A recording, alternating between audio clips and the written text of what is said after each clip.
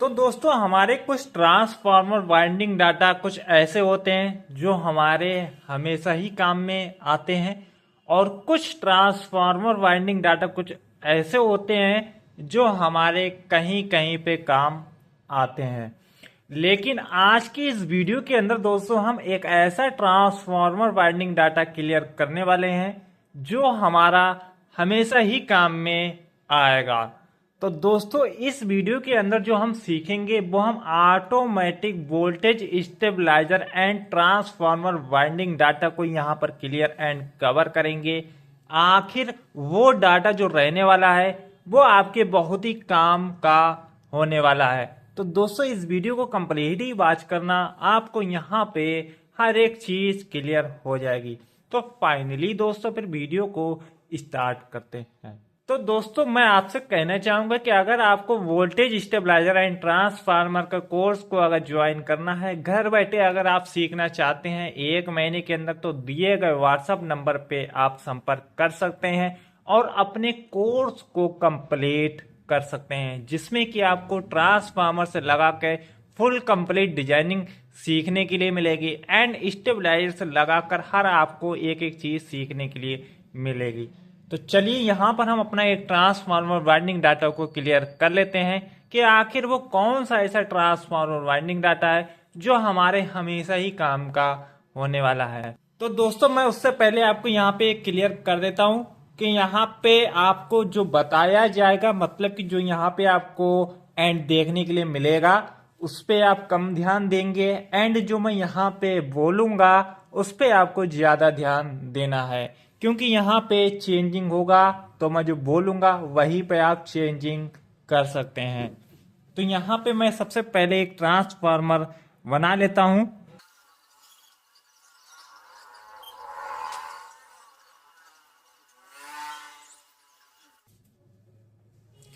तो दोस्तों जैसे कि हमारा ये वाला जो लूप है ये है 0 वोल्ट, मतलब कि ये होता है हमारा न्यूट्रल वाला लूप। यहीं से हमारा इनपुट एंड आउटपुट एंड यहाँ पे ये जो आप देख रहे हैं वाइंडिंग, हमारी 2 प्रकार की वाइंडिंग है।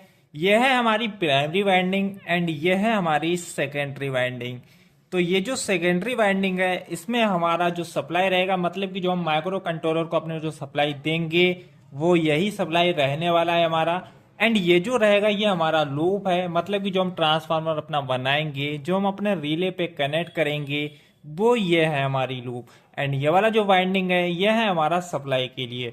तो ये कितना सप्लाई है, तो ये है हमारा 0 से एंड 24 वोल्ट का। ठीक है, तो यहाँ पे आपको 22 वोल्ट भी कर सकते हैं एंड 20 वोल्ट भी कर सकते हैं एंड 24 वोल्ट भी कर सकते हैं। तो यहाँ पे जो मैं बताऊंगा वो है हमारी 24 वोल्ट की, और यहाँ पे आप डबल सप्लाई भी निकाल सकते हैं। तो यहाँ पे हमारा प्राइमरी वाइंडिंग का ये हो गया 0 वाला लूप एंड ये है हमारा पहला लूप 137 वोल्ट का। तो दोस्तों मैं क्लियर करना चाहूंगा कि यहाँ पे जो हमारा माइक्रो कंट्रोलर जो सर्किट है ये वाला, तो ऐसा नहीं है कि हमको यही वाला माइक्रो कंट्रोलर यूज करना है। आपके पास अगर दूसरा भी होगा तो उसमें भी आपका यही काम आएगा। तो मैं यहाँ पे क्लियर करना चाहूंगा कि ये जो वोल्टेज रेंज जो मैं आपको क्लियर कर रहा हूँ ये हमारा इसी ही सर्किट के मुताबिक ही यहाँ पे आपको क्लियर कराया जा रहा है। तो ये हो गई हमारी पहली लूप और ये हो गई हमारी दूसरी लूप जो कि 200 वोल्ट की है एंड ये है हमारी 240 वोल्ट की तीसरी लूप, और लास्ट में ये है हमारी 290 वोल्ट की लूप। तो ये हो गया हमारा 90 वोल्ट से एंड 300 वोल्ट का, मतलब कि ये हमारा 90 वोल्ट से काम करेगा। मतलब कि इसको अगर हम 90 वोल्टेज देंगे तो हमको 200 वोल्ट का आउटपुट देखने के लिए मिलेगा, मतलब कि कम से कम 90 वोल्ट से ये काम करेगा।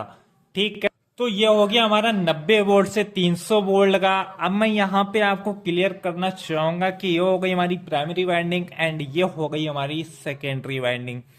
यहाँ पे हमारा कोर कौन सा रहेगा, बॉबिन कौन सा रहेगा, वायर गेज कौन सा रहेगा, टर्न्स कितना कितना आएगा, वो यहाँ पे हम समझ लेते हैं।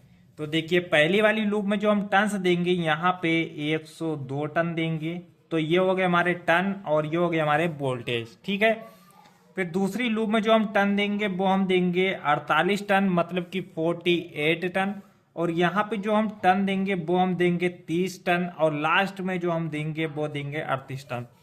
तो यहाँ पे हमारा पहला लूप में 102 टन देना है, दूसरा लूप में 48 टन देना है, और तीसरा लूप में 30 टन देना है, और चौथा लूप में हमको 38 टन देना है। तो यहाँ पे हमारा ये इतना टन हो गया है, प्लस यहाँ पे जो हम टन देंगे वो हम देंगे 17 टन। ठीक है, तो यहाँ पे हमारा इतना कंप्लीट हुआ है। अब हम समझते हैं कि इसमें कोर एंड बॉबिन और वायर गेज। तो इसमें जो हमारा कोर रहेगा वो रहेगा इसमें 7 नंबर का, एंड जो बॉबिन का जो साइज रहेगा वो रहेगा हमारा 5 इंच का, मतलब कि 7 नंबर का कोर एंड 5 इंच का बॉबिन, मतलब 5 इंच की उसकी स्ट्रेक रहेगी। और जो यहाँ पे जो वायर गेज का जो हम यूज करेंगे, मतलब कि यहाँ पे जो हम वायर गेज का यूज करेंगे वो हम करेंगे यहाँ पे टोटली 15 नंबर, मतलब कि इसको हम 15 नंबर से पूरा बनाएंगे। और यहाँ पे जो हम वायर गेज यूज करेंगे वो हम यूज करेंगे 24, 25 या 26, इसमें से हम कोई भी एक यूज कर सकते हैं सेकेंडरी में। एंड जो प्राइमरी में जो यूज करेंगे वो हम यूज करेंगे 15 नंबर का कॉपर वायर। अब मैं आपको यहाँ पे बताना चाहूंगा कि ये डाटा हमारा कहाँ पे काम आएगा। तो दोस्तों ये है हमारा, आप यूज कर सकते हैं 1.5 टन के एसी के लिए या फिर आप 2 टन के एसी के लिए। अगर आपको लग रहा है कि कहीं पे 2 टन के एसी के बराबर कहीं पर लोड है तो वहां पर भी आप इसको यूज कर सकते हैं इजीली। अगर आपको लग रहा है कि कहीं पे हमको एसी के लिए बना के देना है तो आप ये वाला बना के दे सकते हैं। तो यहाँ पे आपका ये डाटा क्लियर हुआ है। इसमें वायर गेज कौन सा रहना था, टन्स कितना रहना था, वोल्टेज कितना रहना था, इसमें जितना भी था वो सारा ही मैं यहाँ पे क्लियर कर दिया हूँ। तो दोस्तों अगर आपको वोल्टेज स्टेबलाइजर एंड ट्रांसफार्मर का कोर्स को अगर ज्वाइन करना है, घर बैठे अगर आप सीखना चाहते हैं 1 महीने के अंदर, तो दिए गए व्हाट्सएप नंबर पे आप मुझे संपर्क कर सकते हैं और अपने कोर्स को कंप्लीट कर सकते हैं।